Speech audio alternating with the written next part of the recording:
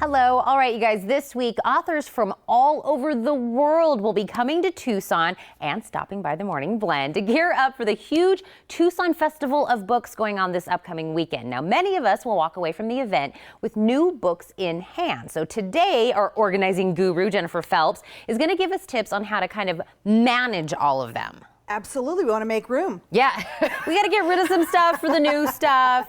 But when we do that, also, maybe we should just freshen up what we already have. Exactly. So the thing about books that's really unique in my business especially is, I love books. Books, they touch our lives. You know, the authors, the stories, the characters touch us, and they have information. We learn stuff from them, right? So we have a hard time getting rid of books a lot of times. So we keep them because we think we're going to read it again or for the first time, right? Or it has information that we need. Or we keep them as trophies for how smart we are or how smart we wish we were, right? Yes. So it makes it hard to kind of get rid of them, but they become unsightly. They're one of the biggest eyesore clutters in our homes. They also, maybe we're moving or maybe we're redesigning or redecorating. We really need to make some room. So, okay, having said that, we know we need to tackle it. How do I do that, right? Yes. I have this really fun little graphic here. And we're going to get the highlights from it, and I'm sure they're going to get this a little bit on camera. But basically, you're asking yourself a series of questions, right? Okay. So one, like, have you read the book? Yes or no, right? Are you planning to do it soon if you haven't? And then if you are, you want to commit to reading it, right? And did you love that book? Are you going to read it again?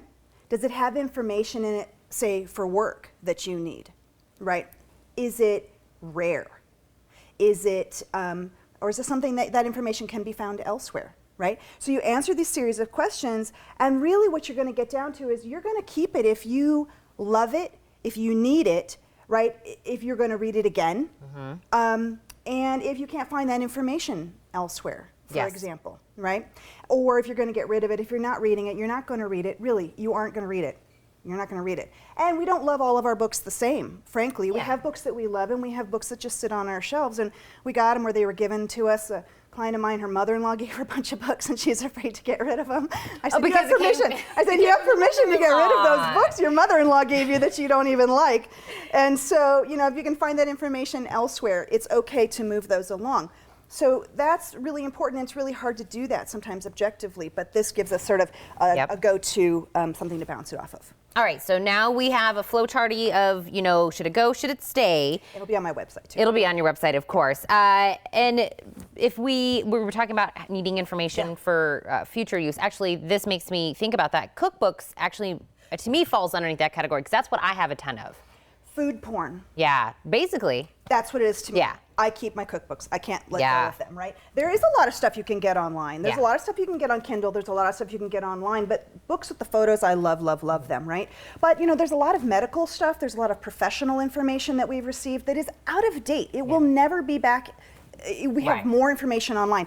And so a lot of times it just looks ugly. So for God's sakes, put your reference materials from work in a decent looking binder. But if you can get that information online, or if it's out of date, that's a really good way to decide to get rid of that and unclutter your life with that stuff. So once we know what we're keeping, what we're tossing, what we're going to be getting at the bookstore or the festival, now we put stuff on bookshelves, but even the bookshelves themselves kind of are bulky and unsightly. So I know you have some things to help us there. Exactly. Even just if you don't do any changes except make your books look prettier on the shelves. It's a great way to put art, mementos, memorabilia, and just move them in different positions in different ways to make that art. Because our books are beautiful, right? So use that and intermingle it with other things that we love. Because this looks nice, even right here. Exactly. And that's how my shelves look. Yeah. But also, you know, paint that ugly oak bookshelf you've had forever that does not match anything. Bring it up to date. You know, you can do that. But look at these fun things. These are like, so I said, go on Pinterest, look for cool bookshelves, do all of that kind of thing. Learn how to turn an old guitar case into a bookshelf or something. Or there's a piano on the wall. Oh, that'd be really nice. It's super cool. It's not for everybody, but you know, it's really cool. But look at this. It's a floating shelf. And happy International Women's Day, Uppity Women of Ancient Times. You know. Look at this. But look, our books are art. We love them. They're beautiful. You can put that on the wall. You can use that for kids' books. How fun in your kids' room.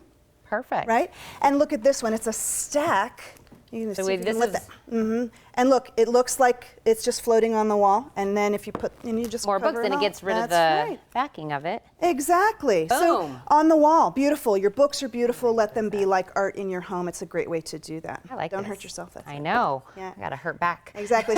So what you've done is you've taken your books and made them beautiful. You've created, let them be like art. You've changed your bookshelves around. You've done all kind of beautiful things like that. Pinterest, awesome. Yes, but don't throw your books away. That's not what we're saying. No. We, people that love books, we love to kind of let others enjoy them the way we have enjoyed them. But where do we do that? Well, for example, there's a lot of great places, and I have a nice little list over here. Obviously, if you want to sell some Bookmans, they're pretty particular, which is great, you know, because that's how it goes. But Yeah. a lot of thrift stores will do that. But also, the Friends of Pima County Yep. Library, the Book Barn, there's drop-off boxes, literacy programs, children's books on wheels, Head Start, school libraries, and prison programs, and we love books. We tend to think we're the only ones who can love this particular book, but it touched us, Yeah. but it's not serving us now. Let it go on and touch somebody else's life. That is, book lovers really know that that's really a big part of that kind of community. is Share that. Share it, yep. Share Yeah. it and pass that along. That's So right. we have tons of places. We've got Absolutely. tons of ideas. And I know, Jennifer, your website had some new sprucing up on it, so I'm going to direct I do. everybody Thank there. you. Awesome. To learn even more organizing tips, log on to jenniferphelps.org or TucsonProfessionalOrganizers.org as well.